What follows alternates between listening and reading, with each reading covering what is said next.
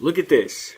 The X's are the seats that are unavailable, and the green are the ones that are available, and that's the movie screen. And this is at 10:35 a.m. Again, check this out. This is 1:30 p.m. Again, the good seats are all unavailable, and the shitty seats towards the front of the movie screen are green and available. This is 1:30. Look, this is the third time today where all the good seats are unavailable. This is at 4:25 p.m. Christmas Day. All the seats are unavailable. Now you would think, with how packed it is, that I'm going to see Star Wars: The Last Jedi. But no, I saw that last week. This is The Phantom Thread, 70mm projection, starring Daniel Day-Lewis, directed by Paul Thomas Anderson. It's fucking packed, which means I need to go get my ticket right fucking now.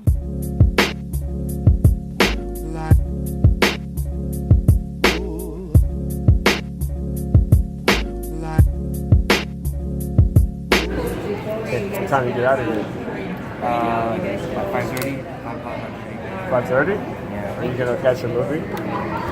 Hopefully we're not here, someone else.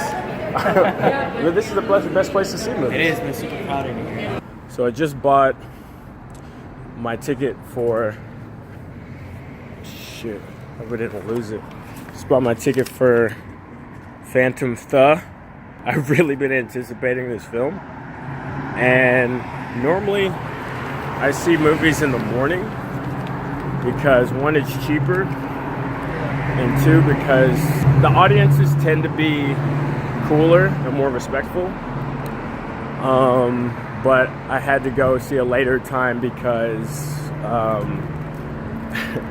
it's filled up the whole day. So I'm just gonna come and see it later.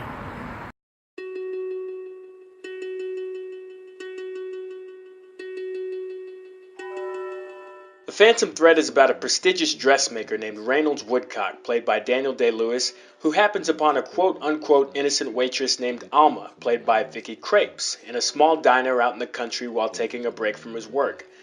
Reynolds admires her physicality and brings her into his home to model his dresses. Good morning. Will you have dinner with me? Yes. When I heard the title of this film was Phantom Thread, I thought that sounded so fucking pretentious. But then while watching the film, I thought that pretentiousness was so fitting to the character of the film itself.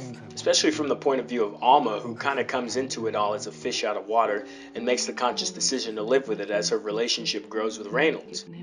However, just because she's among all these prim and proper people, it doesn't stop her from voicing her own opinions about things, which make for some very interesting and, more often than not, humorous moments in the movie. I don't like the fabric. Maybe one day you'll change your taste. Maybe I like my own taste. Just enough to get you into trouble. Perhaps I'm looking for trouble. Stop. And to me, this was the crux of the film, the relationship between Reynolds and Alma. Alma's more of a nonconformist. She eats loudly and speaks her mind. She wants to go out and dance and be a human being. Whereas Reynolds is unsurprisingly the opposite. He wants it quiet at the breakfast table. He wants that breakfast cooked very particularly, and otherwise he just wants to work, whether that's designing dresses for high-esteemed clients or having models wear his collection for the shows in his house. And it's the ebb and flow of that compromise that the two have to make in order to fulfill each other's needs, and makes the interactions between Reynolds and Alma so engrossing to watch.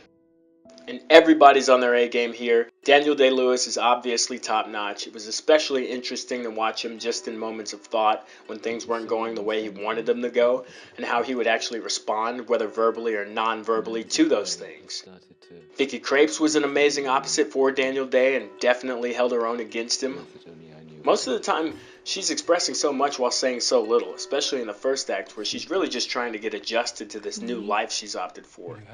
And let me not forget the assistant to Daniel Day's character, played by Lesley Manville, as Cyril.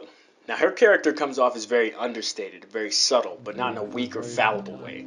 She's probably the strongest character in the film, as she very shrewdly attends to the goings-ons in the house, making sure everything happens accordingly without any setbacks. And again, she's another actor that says so much with so little. And I have given him what he desires most in return. Every piece of me.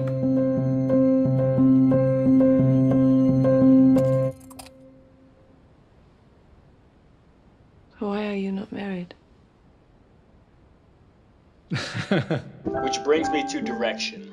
This movie was very, very well shot. Close-ups really give the audience a chance to soak in all the nuances a particular character is emoting. Paul Thomas Anderson wasn't afraid to let moments sit as long as necessary to really grasp the weight of certain situations. And in many of the wider shots, a lot of the time it felt like there weren't any cuts at all, especially during the scenes of hustle and bustle in the household, and it all flowed very seamlessly. Which is all complemented very well with a score by Johnny Greenwood. I think it pretty much was a character in its own right, as you'll see when you watch it.